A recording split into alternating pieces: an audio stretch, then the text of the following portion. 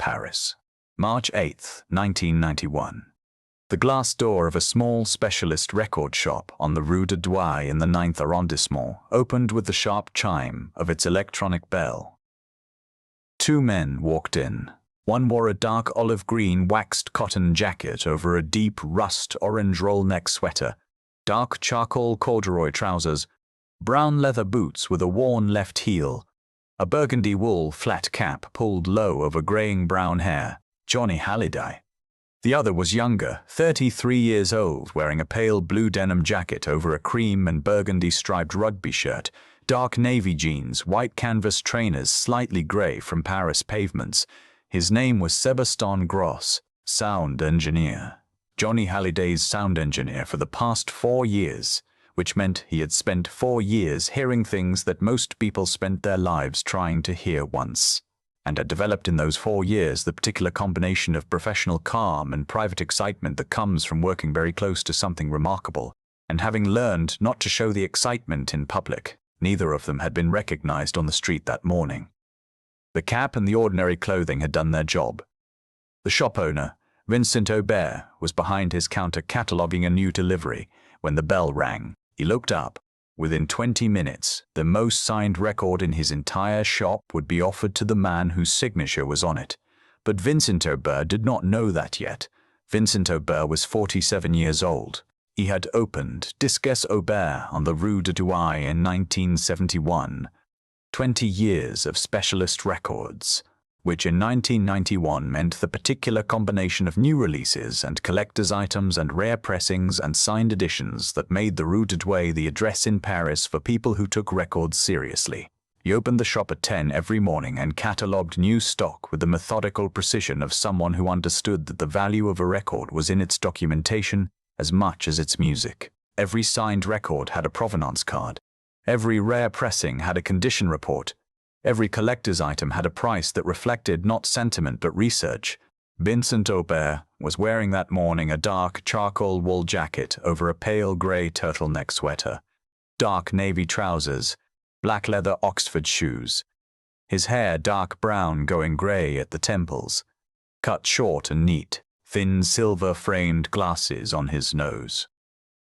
The appearance of a man who'd been doing the same serious thing in the same serious way for 20 years and saw no reason to change either the thing or the way. On the wall behind his counter, in a glass frame with a green velvet backing, was the most valuable item in his shop. It was a 33 RPM vinyl pressing of Johnny Halliday's 1966 album Cheveux Longs et Idées Cortées, original Phillips pressing, first run, in near-mint condition. On the back of the sleeve, in black marker, a signature. Large, confident, unmistakable. Johnny Hallyday. Beneath the signature, a date, November 12, 1966, and beneath the date, 3 words in the same hand. Pour la musique. The price card beside the frame said 12,000 francs.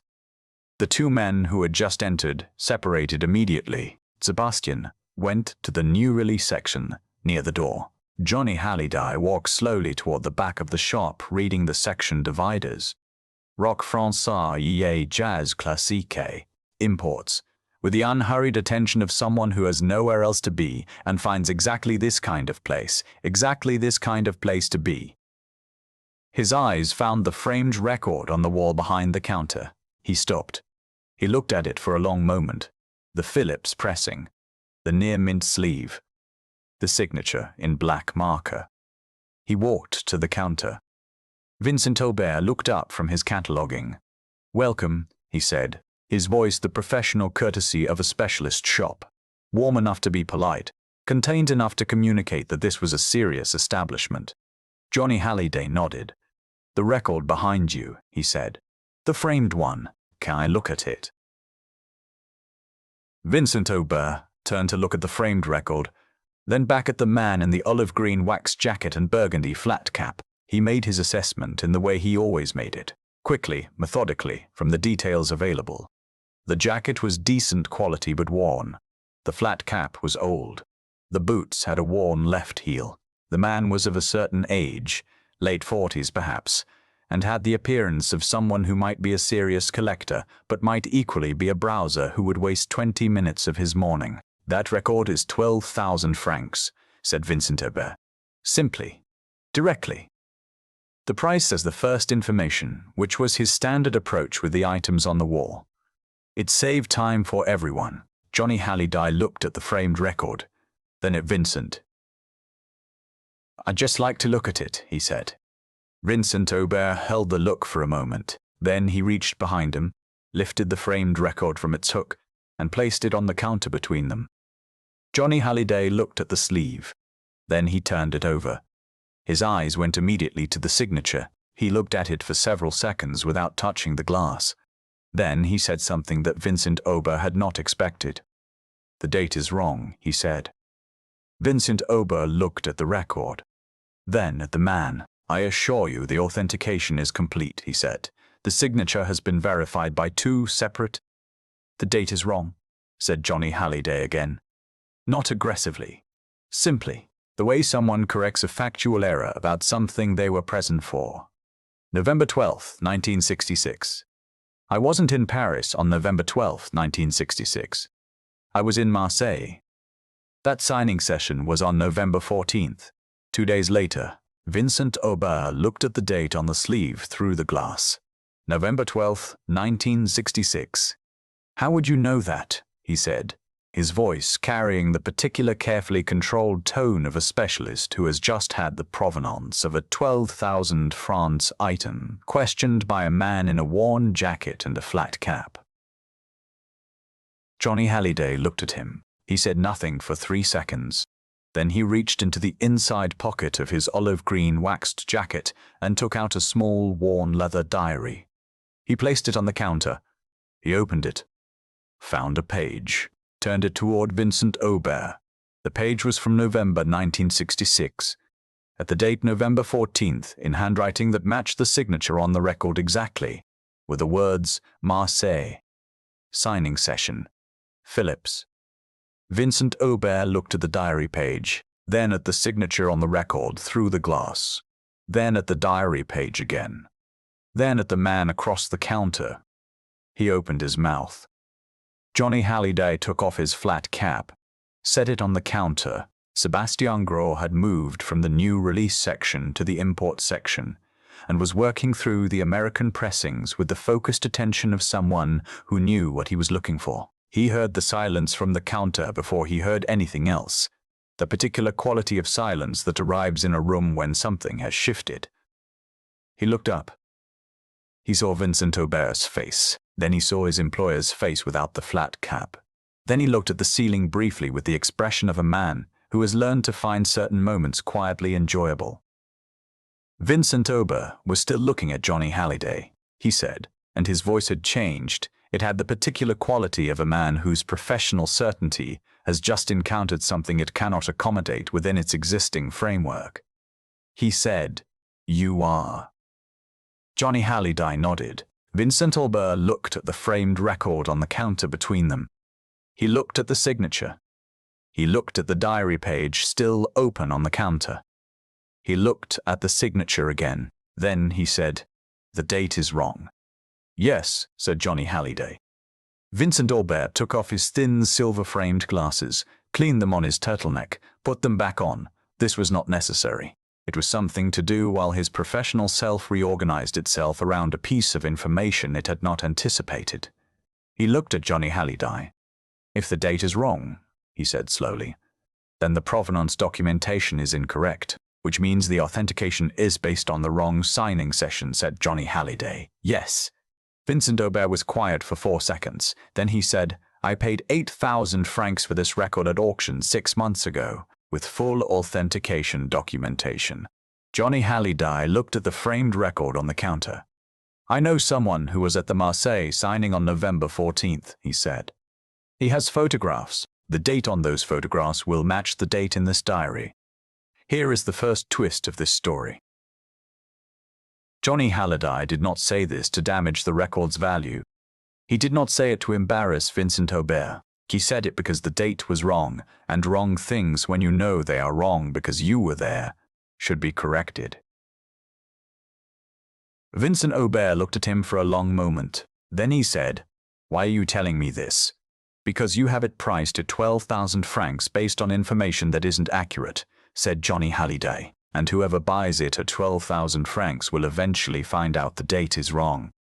And then they'll want to know why the shop that sold it to them didn't know." Vincent Aubert looked at the framed record, then at the diary, then at Johnny Hallyday. "You could have said nothing," he said. "You could have walked out and I would never have known." Johnny Hallyday put his flat cap back on. "Yes," he said, "but you would have had a record with a wrong date on your wall. Here is the second twist." Vincent Aubert picked up the framed record. He looked at the signature through the glass for a long moment. Then he looked at Johnny Hallyday. "Would you?" he said, and stopped. Started again. "Would you be willing to correct the record? Write the correct date. Here. Today." Johnny Hallyday looked at the framed record in Vincent's hands. "That would make it 2 signatures," he said. Vincent Aubert looked at the record. "Yes," he said, "it would." Johnny Hallyday said, "A record with the wrong date corrected by the person who signed it originally. That's a better provenance than a record with a wrong date authenticated by 2 people who weren't there." Vincent Aubert set the framed record on the counter. He removed the back of the frame with the practiced efficiency of someone who has handled many framed records. He lifted the sleeve out carefully, placed it face down on the counter, looked at the original signature and the wrong date. He found the black marker in his counter drawer, set it beside the sleeve. Johnny Hallyday picked up the marker. He looked at the original signature, his own handwriting from 25 years earlier, confident and large. Then below the original date he wrote the correct date, November 14th, 1966, and beside it in the same hand he wrote 2 words, "Date corrected." He signed it again below. The same signature, a quarter-century older, recognizably the same hand. He put the cap back on the marker, set it on the counter. Sebastian Gros had come to stand at the counter. He looked at the sleeve. He looked at 2 signatures and 2 dates, and the words "date" corrected on the back of a 1966 Phillips pressing. "Bloody hell," he said quietly, in French, which is not quite how the expression translates but carried exactly the right weight. Vincent Aubert put the sleeve back in the frame, put the back on the frame, set it on the counter between them. He looked at it, then at Johnny Hallyday. "What do I price it at now?" he said. Johnny Hallyday looked at the framed record. "More than 12,000, he said. "There are not many records in the world with a correction written by the person who made the original error." Vincent Aubert looked at him. "You're not the person who made the error," he said. "The authentication was wrong. You signed it correctly in Marseille on the 14th. Johnny Hallyday considered this. Then he said, "Still, a record with 2 dates and a correction and 2 signatures is a more complete object than a record with 1 signature and a wrong date. Whatever happened between November 12th and November 14th is now part of the record's history." Vincent Aubert looked at the framed record for a long moment. Then he did something that surprised Sebastian Gros and would have surprised anyone who had known Vincent Aubert for 20 years. He took the price card from the frame, turned it over, wrote a new price on the back, set it back in the frame beside the corrected sleeve. The new price said, "Not for sale." Johnny Hallyday looked at the price card, then at Vincent Aubert. Vincent Aubert said, "Some things are worth more as part of the shop's history than as items in the shop's inventory. This record has been on that wall for 6 months with the wrong date. Now it has the right date, and the person who signed it originally in Marseille on November 14th, 1966, corrected it in person 25 years later. That is not something I can price accurately, so I won't price it at all." Johnny Hallyday looked at him for a moment. Then he nodded. He reached into the inside pocket of his olive green waxed jacket again. He took out the small, worn leather diary. He placed it on the counter in front of Vincent Aubert. "Keep it," he said. "The diary page with the Marseille entry, as part of the provenance documentation, so whoever looks at that record in 10 years or 20 years or 50 years knows exactly what happened and when." Vincent Ober looked at the diary on the counter. "This is your personal diary," he said. "November 1966, said Johnny Hallyday. "I don't think I need it anymore." He and Sebastian left the shop on the Rue de Douai 8 minutes later. Sebastian had found 2 American imports he wanted. He paid for them at the counter while Johnny Hallyday looked at the new releases near the door. As they were leaving, Vincent Aubert said, "Monsieur Hallyday." Johnny Hallyday turned. "Thank you," said Vincent Aubert, "for not walking out." Johnny Hallyday put his hand on the door. "2 days difference," he said, "but the right date matters. For the right and for whoever buys it someday if you change your mind about the price." He pushed the door open. The electronic bell chimed. He and Sebastian walked out onto the Rue de Douai in the grey March morning. 2 men in ordinary clothing walking back into a city that did not know they had just been somewhere that now had a record with a corrected date and a leather diary page and a price card that said "not for sale" on the wall behind the counter. The framed record stayed on the wall of Disques Aubert for 21 years. When Vincent Aubert retired in 2012 and closed the shop, he kept the record. He did not sell it. He did not donate it. He took it home and put it on the wall of his study. Beside it, he framed the November 1966 diary page. He never told most people the full story of how it came to have 2 dates and 2 signatures and the words "date" corrected in black marker on the back of its sleeve. When people asked, he said only that the record had an interesting provenance and that he had been fortunate enough to be in the right place when the right information became available. His daughter asked him once when she was cleaning his study after he died in 2019, why that particular record was the only one on the wall of the room where he read and worked and spent his evenings. He had written the answer on a card that was taped to the back of the frame. The card said, "Because a man in an olive jacket and a flat cap could have walked out of my shop on a March morning in 1991 knowing something I didn't know and saying nothing. He didn't." He corrected the date. Some things matter more than their price. This is one of them. And here is what this March morning on the Rue de Douai leaves all of us. A man walked into a specialist record shop and found his own signed record on the wall with the wrong date. He could have walked out. It was not his problem. The wrong date benefited no one specifically and harmed no one specifically. The world would not have been measurably worse if he had turned up his collar and continued down the Rue de Douai. He did not walk out. He stood at the counter. He opened a 30-year-old diary. He said, "The date is wrong." And when he was asked why he had said something rather than nothing, he said, "Because you have it priced at 12,000 francs based on information that isn't accurate." That is the whole story.